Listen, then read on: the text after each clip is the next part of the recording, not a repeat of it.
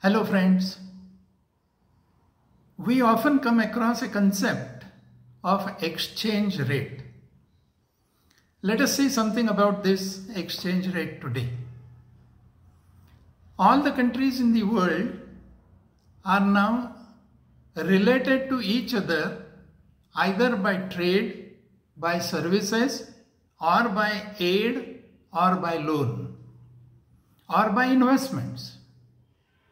In order to complete the transactions relating to this, trade, services, loans, investments and all, well, every country needs foreign currency.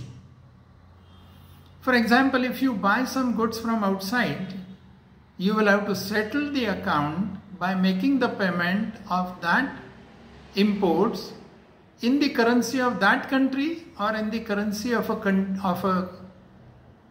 in the currency which is acceptable to that country.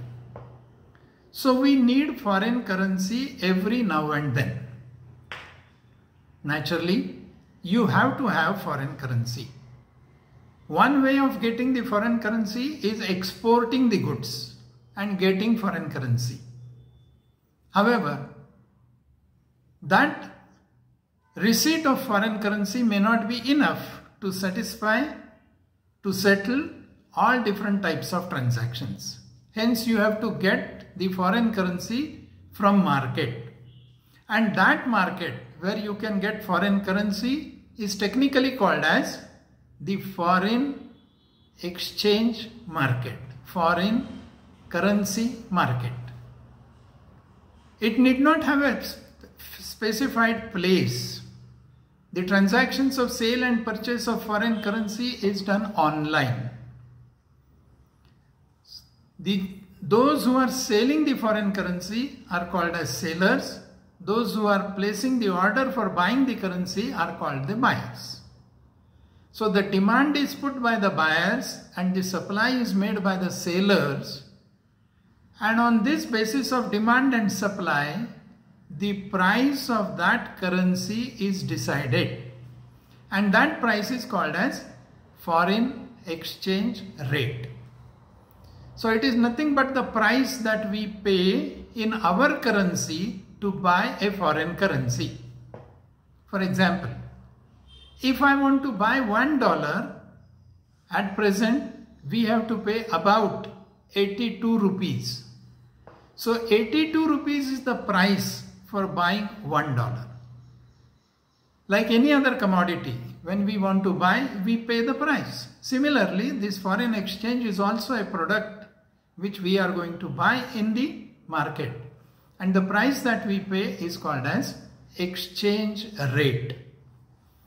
Now this exchange rate is decided, as I said, on the basis of demand and supply. Why there is a demand in the market?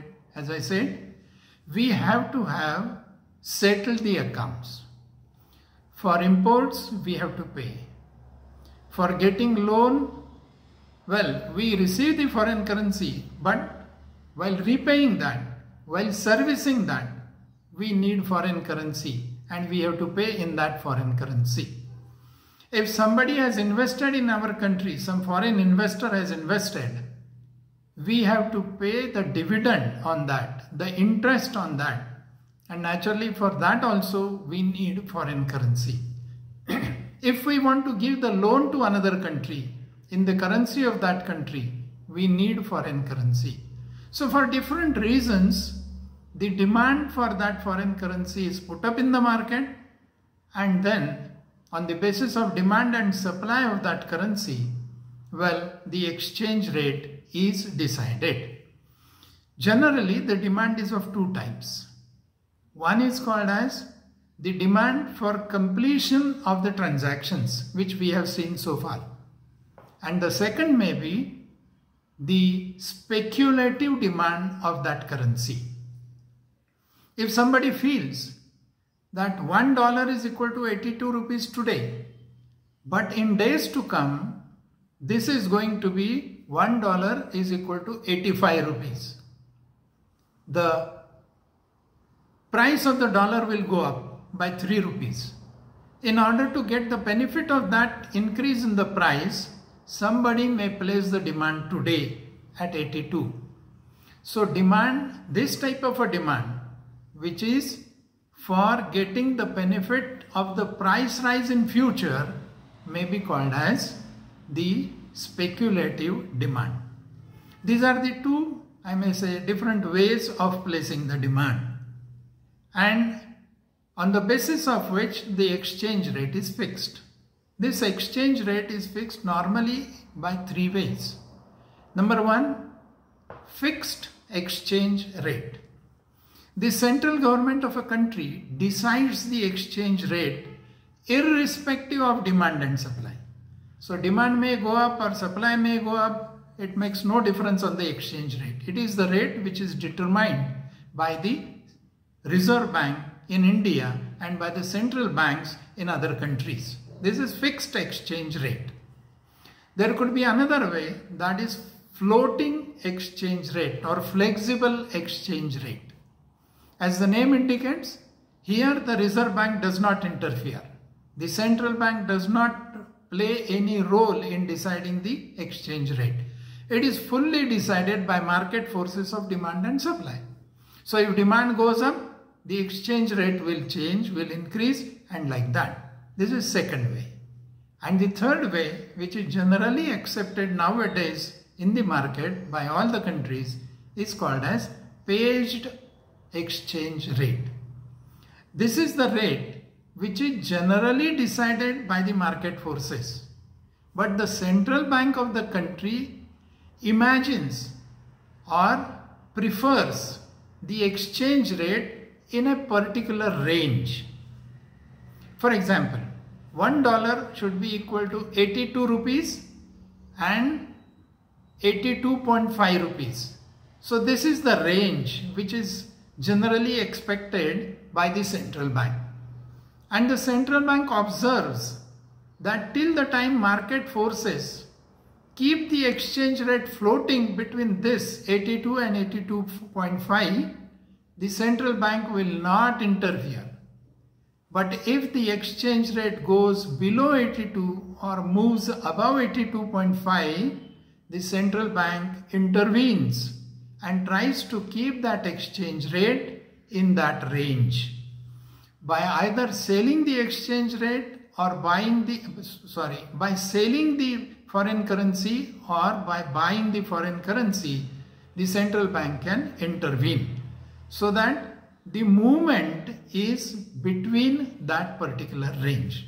These are the three ways in which the exchange rate is decided. There is another classification of exchange rate, and that is spot exchange rate, and the second one is the forward exchange rate. The rate at which the buying and selling of foreign currency is done at present. Now it is called as spot exchange rate. Whereas buying and selling will take place at a future date, but the agreement is entered today. That is called as the forward exchange rate. The exchange rate plays an important role in exports and imports of a country. For example, if the dollar exchange rate is $1 for 82 rupees, what happens in this case? One customer from USA can purchase commodities worth 82 rupees by paying $1. But if the exchange rate falls, rupee is now devalued and the rate becomes $1 equal to 85 rupees. In that case, that US customer now can buy by paying $1 goods worth rupees 85. So his imports will increase. In other words, the exports of Indian exporters will increase. So by devaluation, a nation can increase the exports because exports become cheap. And the reverse is also true. The imports become costlier and therefore there is a reduction in imports. So devaluation is a measure to increase the exports and reduce the imports. In 1991, India had devalued its rupee 2 times, thereby tried to increase the exports and maintain the foreign exchange reserves. So this is how the foreign exchange rate plays an important role in the international market. This is all about exchange rate. Let us meet next time with some other concept. Till then, goodbye.